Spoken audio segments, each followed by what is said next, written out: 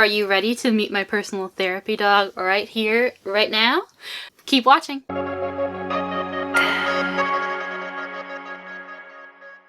Welcome to my YouTube channel. My name is Emma Gibbons. I am a copywriter and brand messaging strategist for small business owners. Here on this channel, I talk about copywriting, content marketing, and mental health for entrepreneurs. So if that is sounding good to you, then please consider subscribing and also hit that notification bell below so you never miss a video. Now, I probably said that super fast because I'm so excited for today's topic. It falls under that mental health and entrepreneurship category because I have a dog that I'm training to be a personal therapy dog, and I mean, like, I have him like he is here. So before I bring him out, let me share about the day that I was going to pick him up. So in part 2 of this series, which you can click on the video card somewhere here above to go and get caught up, but I explained how Pepito, my dog, was meant to arrive on February 8th, 2021 originally. Then Canada imposed new border restrictions due to the pandemic, and his flight was cancelled, and I was devastated, and I didn't think he would get here until like June. Then I got an abrupt email saying that he had arrived in Houston, and then him and a whole bunch of other dogs were going to be driven across the United States to the border with Canada at Fort Erie. And I was super excited. Wasn't totally sure, like, yes, this is true, but also like, can something else happen? You know, what's gonna go wrong? Just because I had gotten my hopes up, and I know I'm not the only one who must have had their hopes up, because these dogs that are coming as part of this program, and the program's called Companion Paws, are meant for us to train to be personal therapy dogs to support us with their mental health. And in Pepito's case, I not only am hoping that I can show him how to be a personal therapy dog, and I have to learn just as much, if not more, about handling a personal therapy dog, and then also be able to train him to be a general therapy dog to help others. So this is a really meaningful adoption. And I know all adoptions are, and you know I love animals. I love all animals, not just dogs, but this had a really deeply personal layer. This is going to be not only a wonderful, beautiful relationship, but also a resource in my toolbox for my mental health. And so I was really excited. Let's just stay positive. I was super excited. So the day of, I had to work in the morning. I had a brand messaging workshop that I run usually about twice a year. So hopefully keep an eye out for that on places like Instagram, and you'll find out the next time it's offered. But right after that, I had to basically get ready and hop in the car because I am from Toronto, and I actually went with my dad down to the border. So we were prepared, you know, we had our masks. It's during the pandemic, so we were ready to hop out of the car with those on. We had some beverages, if I remember right, or we were going to stop and get beverages along the way. But like, it was such a wild, exciting day that I don't remember a ton of detail, except I remember getting to the parking lot and meeting the really kind people who were there also for their dogs. So it was another future dog grandmom, basically, whose daughter was getting one of these dogs. He was kind of organizing the in-person meetup.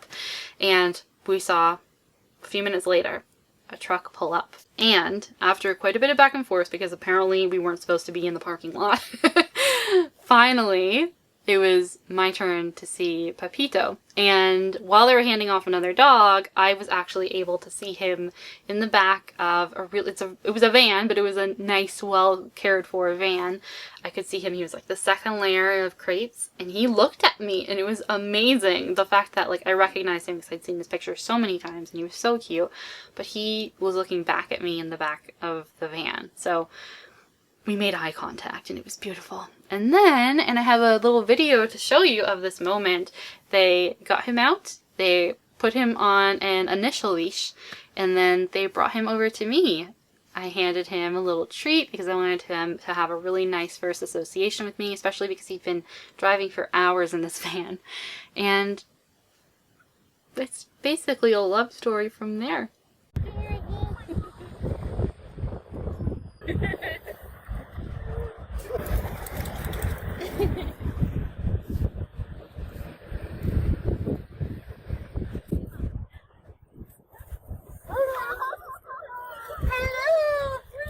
Hello, and I treat you with a treat.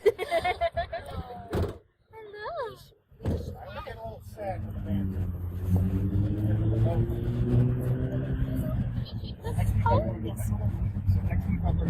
I'm calling him Pepito, actually. Pepitos! Perfecto! Oh, so fun. already ready, aren't you? Okay. Okay, Pepito. Good boy. Good boy.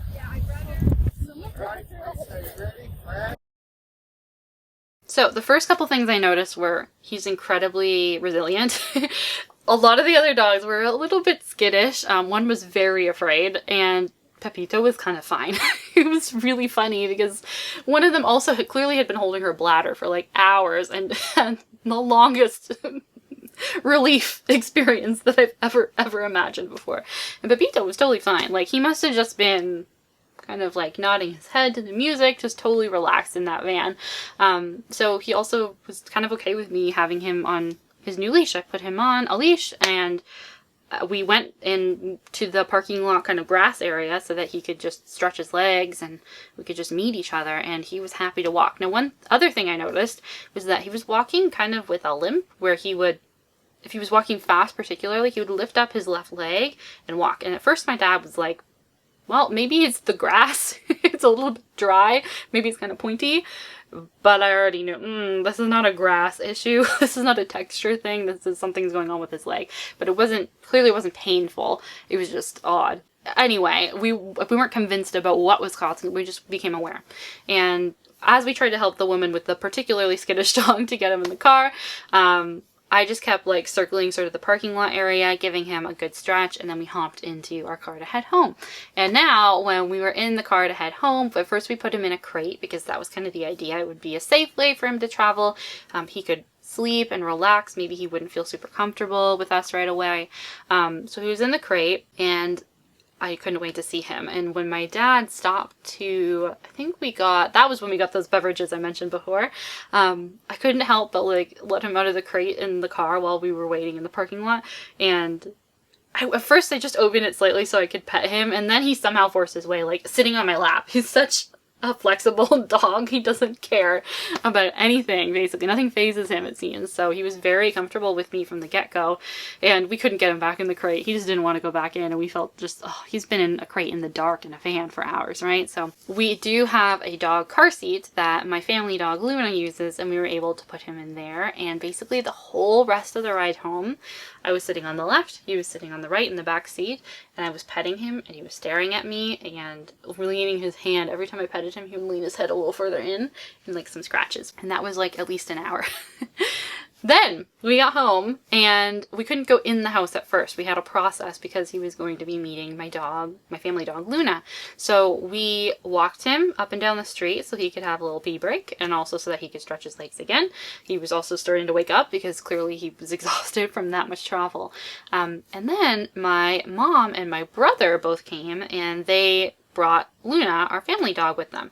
So we walked kind of close towards each other on the street, then for a little bit, and at this point Luna was super excited and barking, straining to get to him, but they had to walk kind of one on the sidewalk, one on the street for not even a full block, just a little bit. This is just part of the process. So walking parallel is them walking together for dogs. Then, just as we got close to our house, they were allowed to meet, but the idea was that you make them sit, you shake hands with the person holding the other dog so they know that this is a friendly experience. I don't know why they know that shaking hands is, except maybe just to touch a human.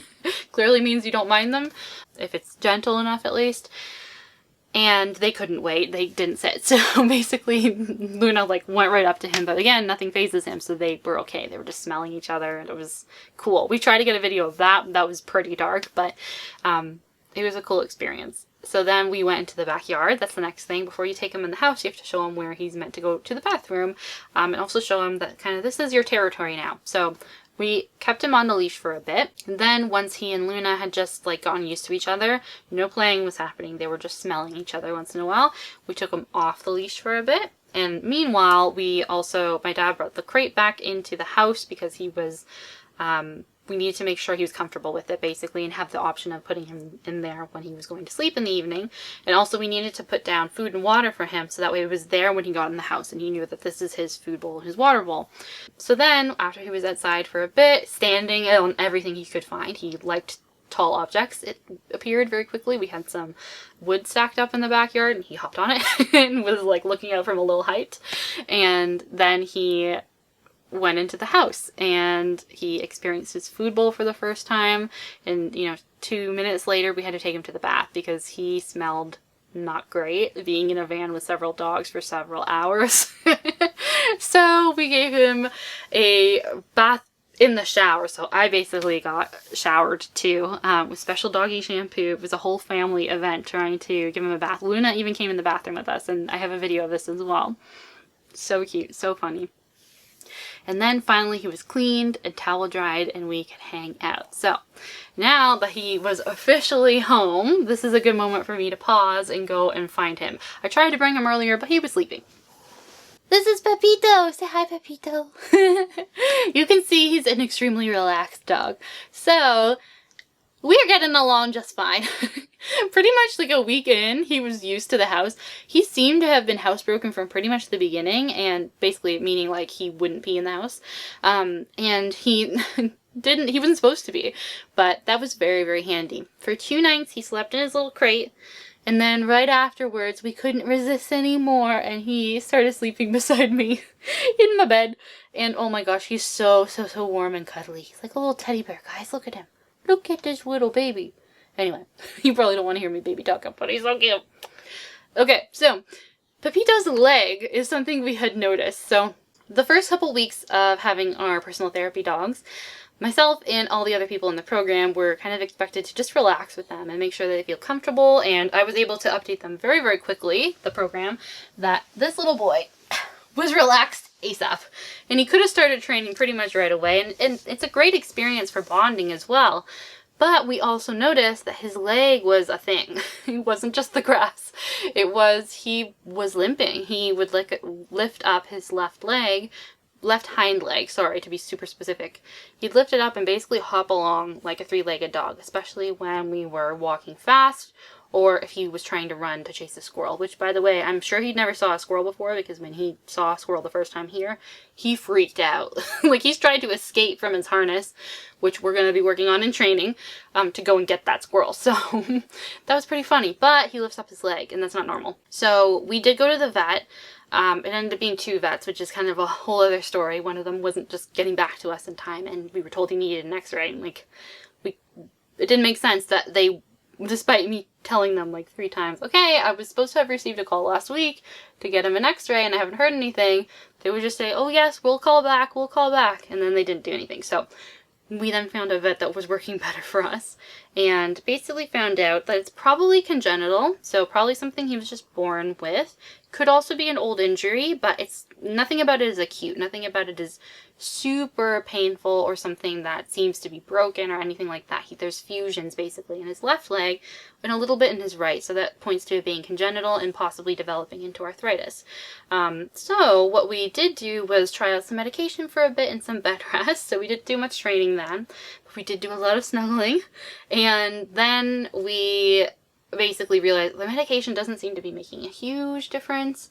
So we decided to go with another option at the vet clinic, which is acupuncture for our dogs combined with rehab.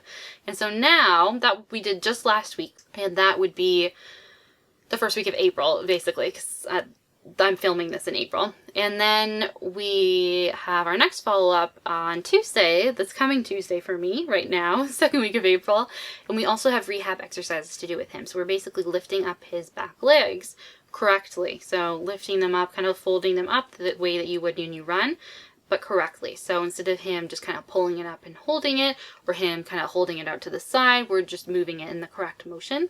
And the idea is that after a couple months maybe of this kind of treatment, acupuncture and rehab, and then pain medication, if we realize that he needs it, then he should have increased mobility and less pain, and hopefully doesn't need to be dealing with arthritis any sooner than he has to, as he's about somewhere between 6 and 8 years old, so he shouldn't have to deal with arthritis yet.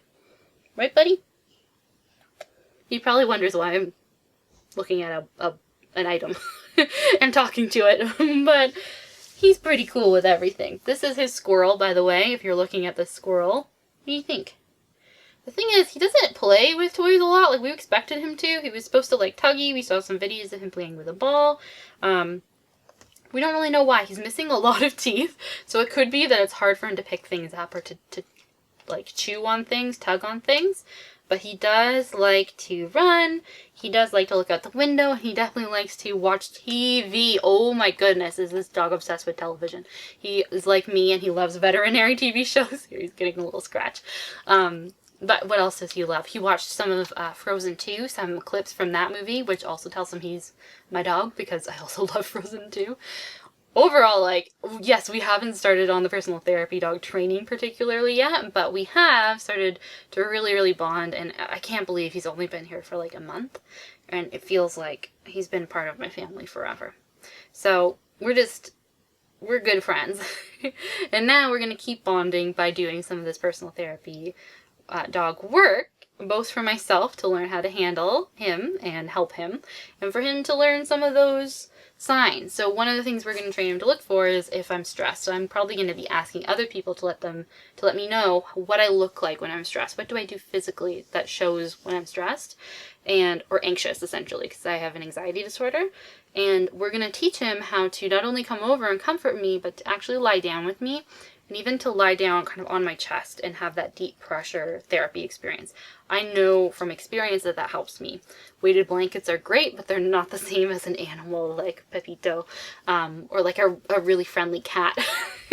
That's how I realized that it was really, really a great idea the first time, is because my friend in Spain has a very friendly cat who loves me, who I love too, and she is so sweet. She'll like sit on your chest and purr and just like snuggle, and it's genuinely so soothing, that kind of pressure, and of course the presence of this little friend. So I'm so glad they were able to meet Pepito. His name is reflective of the fact that he originally comes from Mexico, and I call him Little Pepe sometimes too, but more than anything I call him my little boy. So I'm glad they were able to meet him. Let me know, have you ever considered getting a personal therapy dog to help you? Or just, do you find that your pets, your cat, your dog, your gerbil, whoever they are, do they help you with your mental health? Do they help you with your emotional well-being? I'd love to know, because I can totally relate to that. So please share in the comments below. All right, thank you for joining me on this episode of the Emma Gibbons YouTube channel. It's been wonderful to share Pepito with you. Oh, he's looking for a squirrel again. There we go. So if you enjoyed this video, if you're interested in more videos about mental health and entrepreneurship, and very concrete videos as well on copywriting tips and content marketing or brand messaging strategy, then please consider subscribing. Hit the subscribe button below, as well as the notification bell, so that you never miss a video. All right, he's ready to go, and so am I. So we will see you again next week. Bye!